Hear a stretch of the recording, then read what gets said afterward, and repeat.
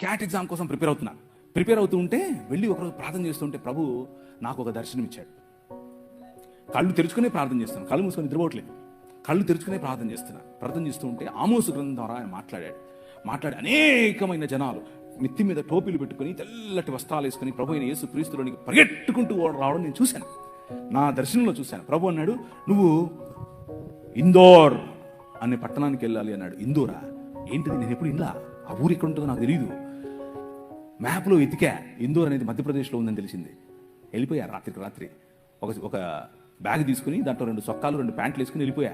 ఏమో ఎత్తులు వెళ్ళిపోయా. అక్కడ చూసి చలి, అక్కడికి వెళ్ళిపోతే రైల్వే స్టేషన్లో ఉండాల్సి వచ్చింది. నాకు ఎవరు తెలియదు. అక్కడ 3 రాత్రుళ్ళు రైల్వే స్టేషన్లోనే ఉన్నాను.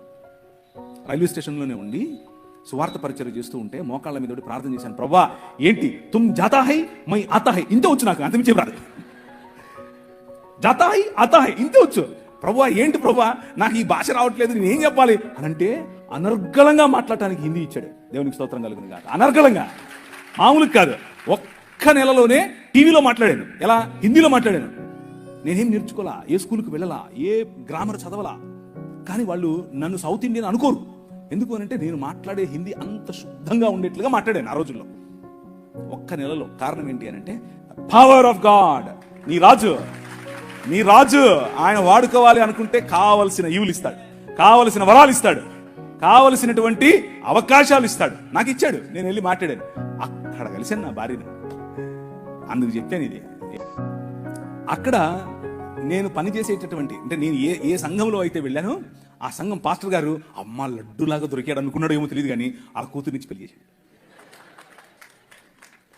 నిజంగానే ఆయనకు నేను లడ్డుగా దొరికానో లేదో తెలియదు, కానీ నాకు మాత్రం నా భార్య లడ్డుగానే దొరికింది. మామూలు లడ్డు కాదు. ఇప్పుడు నేను చేసే పరిచర్య, మీకు కనిపించే పరిచర్య, నేను చేసే పరిచర్యల్లో ఒక 10వ వంతు మాత్రమే. నిజంగా చెప్తున్నాను, 10వ వంతు మాత్రమే.